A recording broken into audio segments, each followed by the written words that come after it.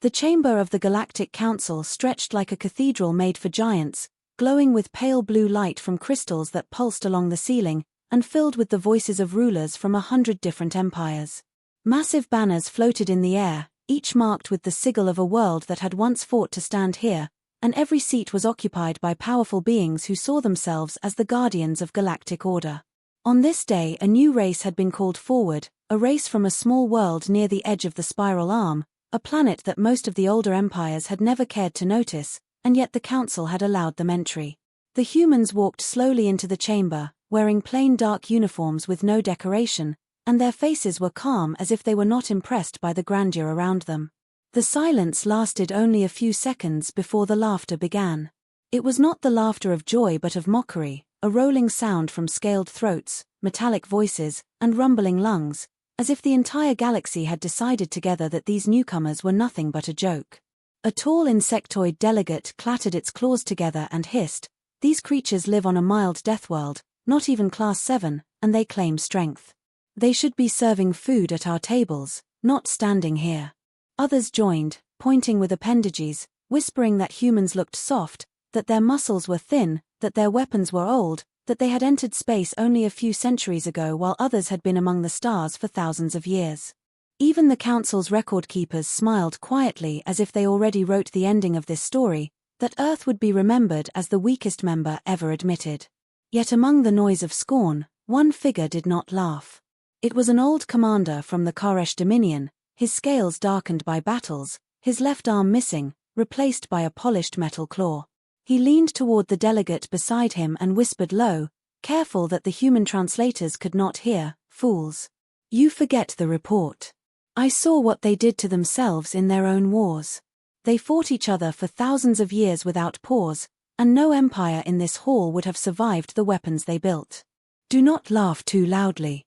But his warning was swallowed by the sound of jeers, and no one listened. On the central platform, the Speaker of the Council raised her voice and said, "Earth, you ask for recognition, you ask for place among us, but respect must be earned. The galaxy does not welcome words, it welcomes proof. Therefore you shall face a test." Murmurs spread across the hall, some curious, some hungry for entertainment. A test was a common way to humiliate newcomers, a trial chosen so that failure looked inevitable and so the council could later declare that the galaxy had been generous in even allowing the attempt. The speaker continued, her many eyes flashing, "You will be sent to the world of Karos 3, a planet of storms and beasts, a world where abandoned colonies lie in ruin. Your task is simple: secure the site and establish control. Show us if you are worthy." The humans did not bow or protest. Their leader, a woman in a black uniform with a silver badge on her chest, simply nodded once and replied in steady words, "We accept." That calm answer unsettled some in the crowd. Where was the fear, the desperation, the pleading? The laughter returned, but softer now, uneasy.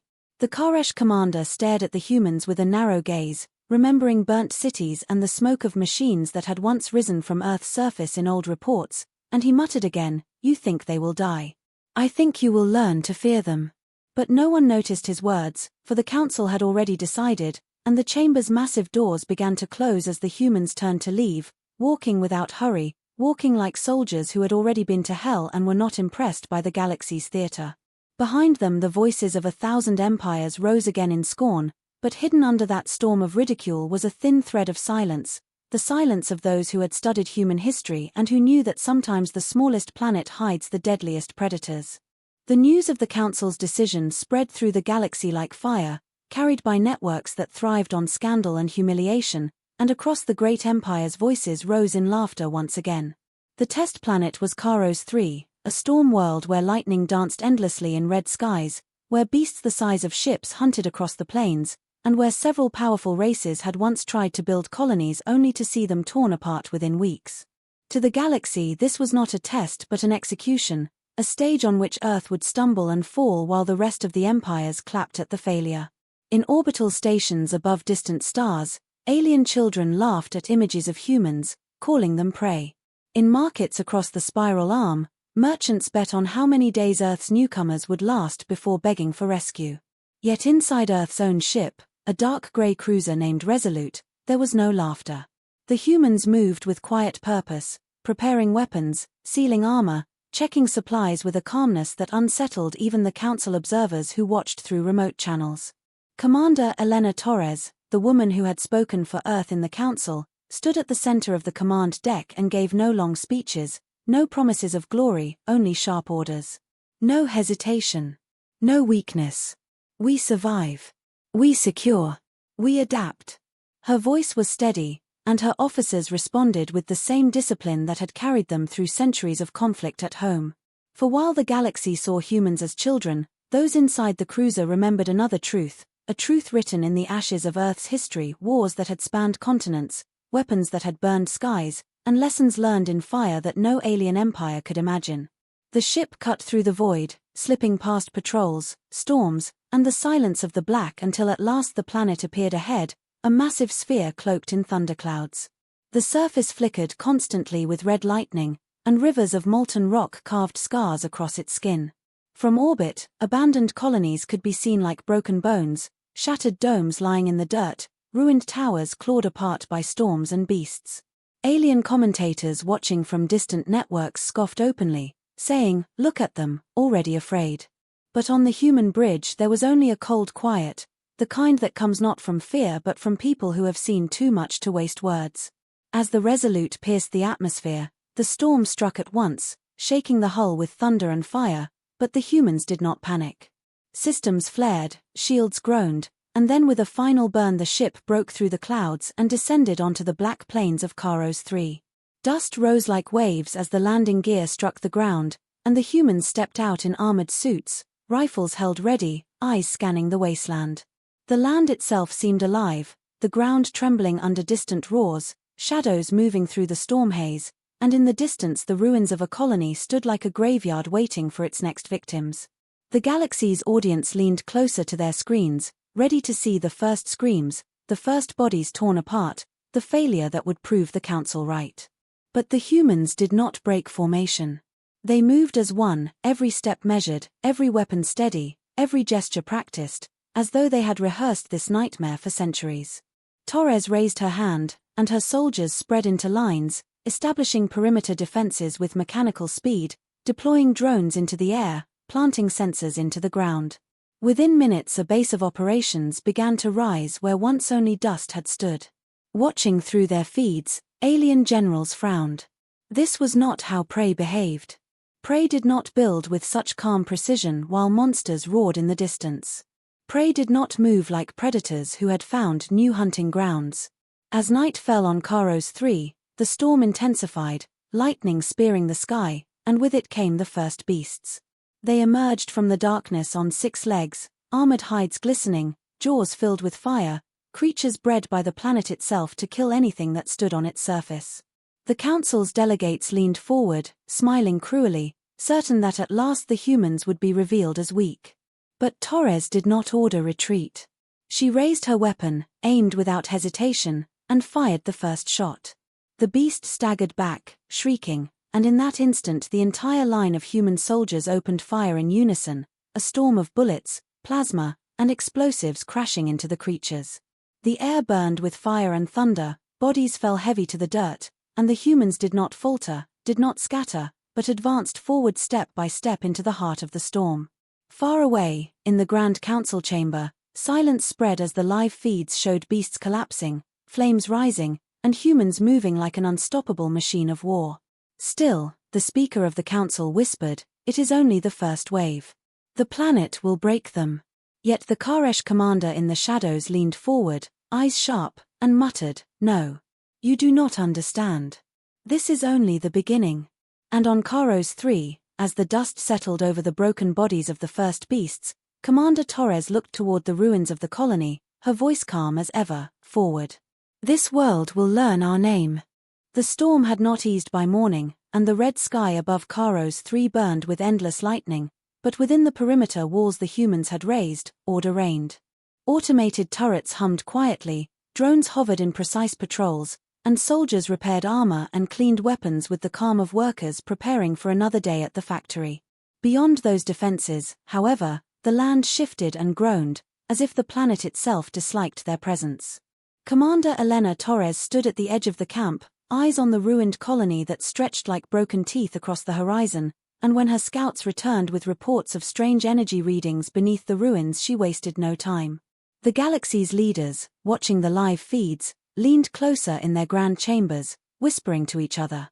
Some wanted to see the humans destroyed in the ruins, others were starting to wonder if Earth was hiding a strength the Council had never expected. Torres gathered her strike team, each soldier moving with silent discipline, and together they marched into the crumbled streets of what had once been a proud alien outpost. The walls were scarred by claws, the buildings half-melted by lightning, and bones both human-shaped and monstrous lay scattered across the dust. Yet beneath the wreckage was something stranger, an entrance carved into the ground, old metal doors half-buried by centuries of storm and rock. The moment the scanners confirmed power still flowed inside, the soldiers exchanged glances, and even the most hardened among them felt a chill. Torres gave no speech, only lifted her rifle and pushed the doors open. Inside was darkness, but it was not the silence of the dead, it was the waiting stillness of something that had not yet been finished. Lights flickered to life as human drones flew down the stairway, revealing corridors lined with alien markings no one recognized, and technology humming faintly as though it had been sleeping for ages. The council delegates gasped when they saw the feed, for some among them recognized the symbols, though none dared to say it aloud. Long ago, before the council had risen, before many empires had drawn their first borders, there had been wars with beings so violent, so cunning, that even the memory of them had been forbidden. The ruins on Karos 3 carried those shadows, and to see humans step into them without hesitation unsettled even the bravest alien warlord. Torres and her soldiers moved deeper, weapons ready, until they reached a chamber where shattered pods lined the walls, cages that had once held living things. Some were broken from the outside, others from within, and the floor was scorched as though battles had been fought here long before the storms claimed the surface. One soldier whispered, "Commander, what is this place?" But Torres only raised her hand for silence. At the far end of the chamber, still glowing faintly, was a console of black stone and silver light, untouched by time. When the humans activated it, a flood of symbols filled the air, holographic images of battles across countless worlds, fleets burning in space, cities turned to ash, and a name written again and again in languages long forgotten. The feed carried across the galaxy, and in the council chamber panic spread in hushed voices, for they knew that name, the name of a race the galaxy had destroyed together at terrible cost, a race so violent that every record of them had been buried. The chamber filled with whispers, "It cannot be. Not here. Not again." Yet there it was, revealed not by scholars or generals but by the newcomers no one had respected. The humans studied the images with calm eyes, and Torres spoke at last, her voice low but steady. This was a war vault. Whoever built this place prepared for battles even worse than this world could hold. And someone wanted us to find it. The soldiers fell silent as her words echoed, and even through the feeds aliens felt the weight of them. For centuries the Council had mocked Earth as primitive, but now humanity stood in the ruins of a secret buried from the galaxy, a secret tied to the darkest war in history, and instead of fear they showed only curiosity, only a predator's calm interest.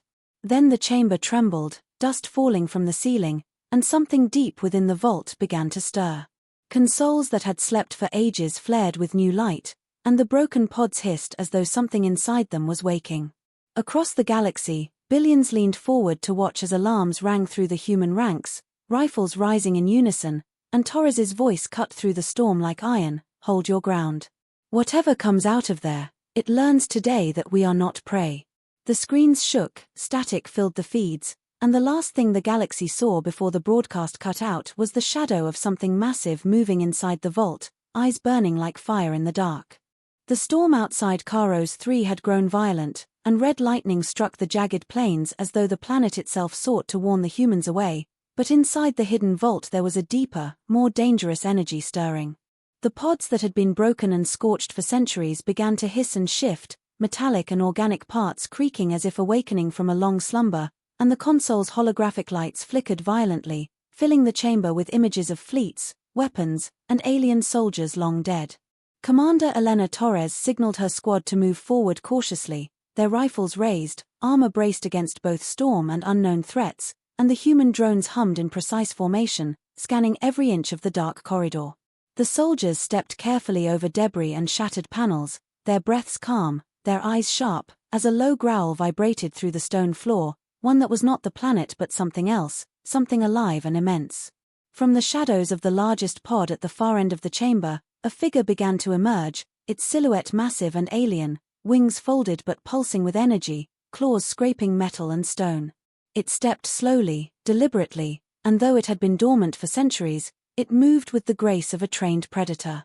Human soldiers froze for only a heartbeat before instinct took over. They formed defensive lines, weapons trained, yet no fear showed on their faces, only focus and readiness. Torres raised her hand for silence, her voice a calm anchor in the storm of creaking metal and approaching danger. Observe. Nothing moves until we command it. The creature's eyes glowed with a deep, almost intelligent light, scanning the humans as if recognizing their strength, and for a moment, even the storms outside seemed to quiet, waiting to see what would happen. Across the galaxy, council chambers were silent. Alien leaders who had once mocked Earth watched the live feeds, their mouths open, their claws gripping armrests, unable to hide the tension that suddenly filled the air.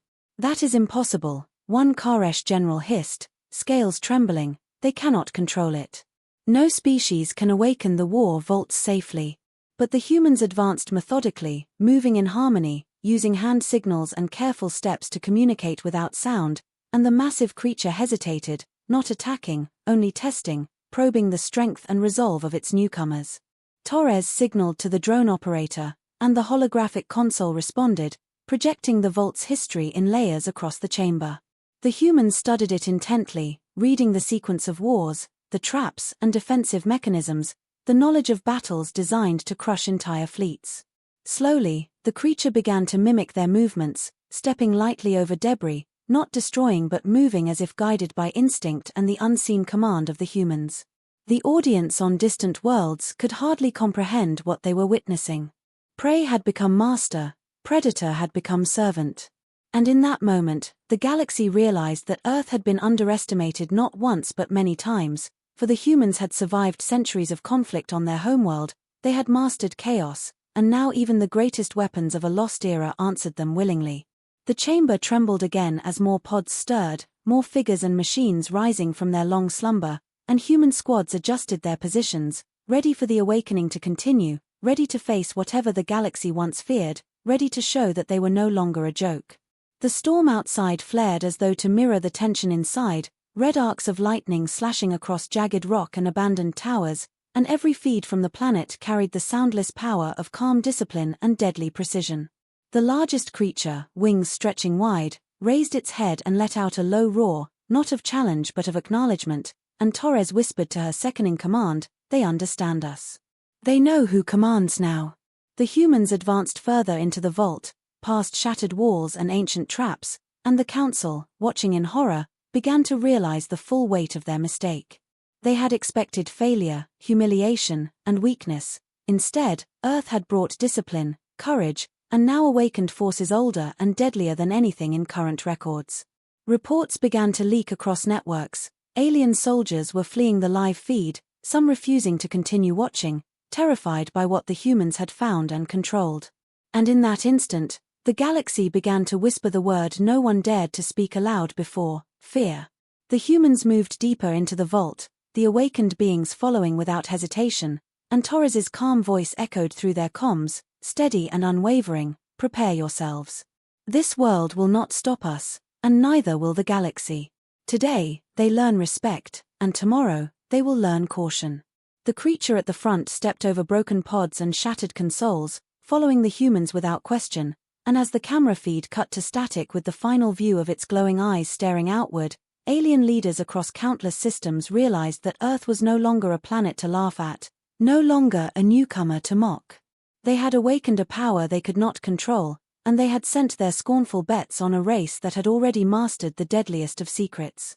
The storm outside seemed to roar in approval, the vault thrumming with ancient energy, and humanity, calm and collected, moved as if they had always known the galaxy would soon learn what they were truly capable of.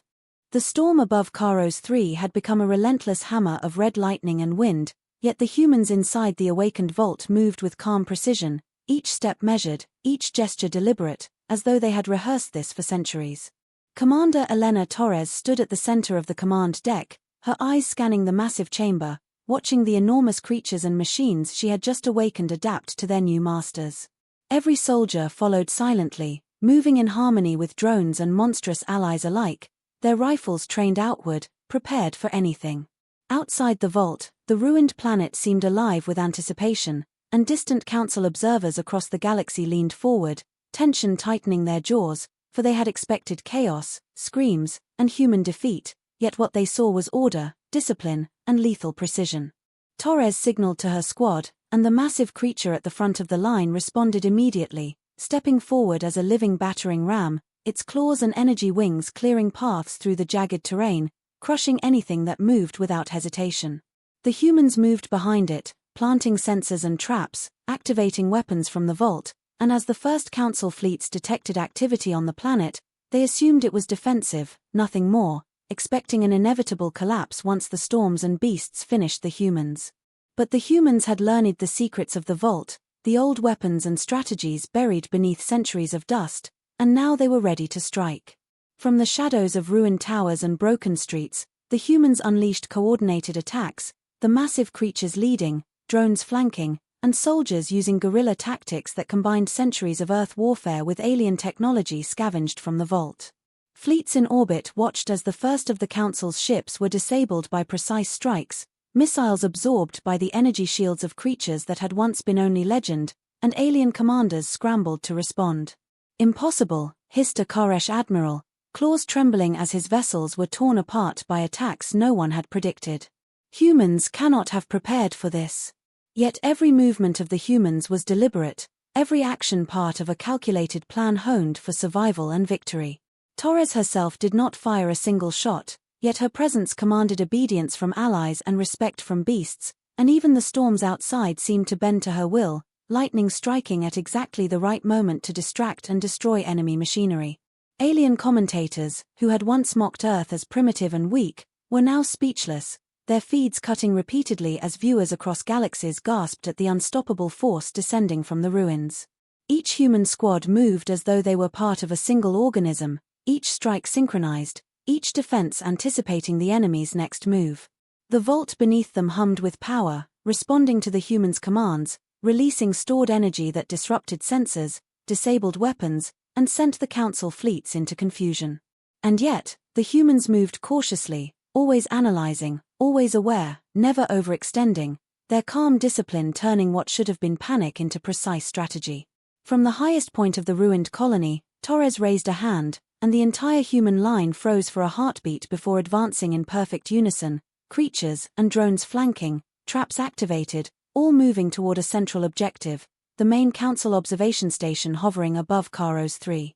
The alien leaders had believed the humans would fail, that their first mission outside Earth's gravity would end in flames and screams, but as the massive creature and the humans approached the orbital station, they realized that the new force of Earth was not only alive and adaptive but unstoppable if ignored.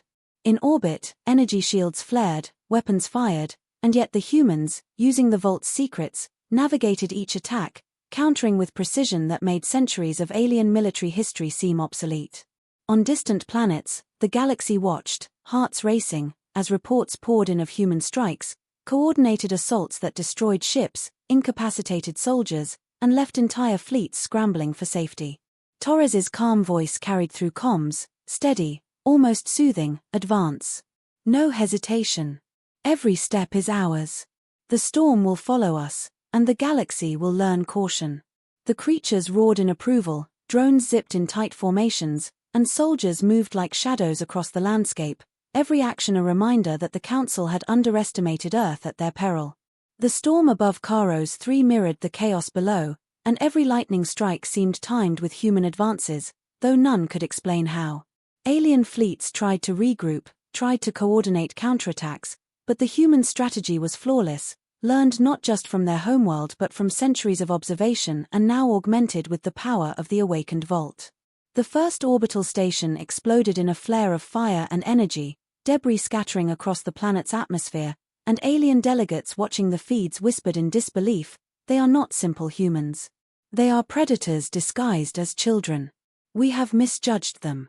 and as Torres led the final push toward the central command of the Council fleet above, she looked over her soldiers, creatures, and drones with calm eyes, knowing that the galaxy would soon understand what Earth had always been capable of, that silence had never meant weakness, and that the fury of a patient and prepared humanity was now impossible to ignore. The storm above Karos 3 had finally begun to fade, leaving red lightning crackling faintly in the distance and ash drifting slowly over the jagged landscape, but the humans stood unshaken, calm, and victorious, their weapons lowered only slightly as they surveyed the ruined battlefield. Commander Elena Torres walked through the corridors of the ancient vault, now fully operational and alive with energy that pulsed beneath the planet like a heartbeat, while soldiers and awakened creatures patrolled the perimeter, ensuring no threat remained. Drones floated silently overhead, scanning for any hidden dangers, but there were none. The planet itself seemed to acknowledge that its test had ended, and Earth had passed with unmatched strength. From orbit, the remaining alien fleets trembled, their shields flickering and their weapons systems battered, as human ships and vault-powered technology dominated the skies. The Council's chambers were silent across countless worlds, leaders unable to speak as the feeds relayed the destruction and precision of Earth's strike. They had mocked humanity, expected weak diplomacy, and even weaker forces, yet the humans had not only survived but turned the planet, its ancient weapons, and awakened creatures into a perfect machine of war and control. Whispers spread among alien delegates like wildfire. They are not newcomers. They are predators. We have misjudged them. No species could achieve this without centuries of cunning and preparation. Humanity, however, moved with calculated calm, never gloating, never celebrating beyond the quiet satisfaction of success, and that silence only made the galaxy's leaders more fearful. Torres gathered her officers and reported through secure channels, all objectives secured. Vault is stable. Casualties minimal. Planet under control. Proceeding with extraction plan. Every human soldier, creature, and drone responded with precision, acting as though nothing extraordinary had happened, yet the scale of their triumph was monumental. Council fleets that had intended to intervene now retreated cautiously, some making slow, trembling apologies, others simply disconnecting from communications, unwilling to witness more of Earth's power. Across the galaxy, transmissions carried the story. Humans had taken the Death World, mastered ancient forces thought lost for centuries, and demonstrated tactical genius that no alien race had ever matched. Planets that had once whispered about Earth as weak now shivered at the thought of its armies and strategies, and even neutral systems began re-evaluating their alliances, fearing the unpredictable force humanity had revealed. Back on Karos 3, Torres walked among her soldiers, her eyes scanning the horizon, noting the efficient cleanup, the repair of drones, the careful study of vault technology, and the training of awakened creatures. Every move was deliberate, showing the galaxy that humanity's victory was not luck, not aggression, but skill, intelligence, and calm discipline in the face of impossible odds. The media feeds from across human colonies began broadcasting the success, showing the creatures walking beside humans, vault technology humming silently in the background, and soldiers standing ready, and billions watched, including those who had doubted Earth. Alien historians began secretly rewriting their records, noting that humans had survived tests that had destroyed entire fleets and civilizations, mastering weapons thought uncontrollable, using strategy that combined instinct, intelligence, and adaptability beyond any known species. In the council chamber, arguments erupted. Some demanded immediate retaliation, others suggested negotiation, and a few whispered about surrender. The truth was undeniable. Humanity had changed the balance of power, and any future threat would have to consider Earth as a dominant force. Torres herself remained at the command center of the vault, monitoring energy flows, ensuring the awakened forces were secure, and sending encrypted reports to human leadership across colonies. She knew that the galaxy would take time to understand the full extent of what they had witnessed, and that delay would work in humanity's favor. As the sun of Karos 3 rose over jagged mountains and the remnants of alien fortifications, the humans stood as silent guardians of a planet that had once been feared, proving that calm, intelligence, and determination were stronger than arrogance, fear, or numbers. Across the galaxy, ships returned home carrying tales of Earth's unexpected dominance, fleets recalculated their strategies, and entire civilizations began to fear the newcomer they had once dismissed. Humanity had not only survived the test, they had mastered it, turning the galaxy's mockery into universal respect and fear. Torres looked at her soldiers and creatures, the calm storm around them reflecting the quiet confidence of a species that had endured the impossible and emerged not only unbroken but stronger than ever. And as the first reports of other alien systems preparing cautiously reached her screens, she smiled faintly, knowing the galaxy had learned a lesson that would echo for centuries. Never underestimate Earth, never mock the silent, and never ignore the power of a species that had survived, adapted, and now commanded respect on a scale no one could have imagined.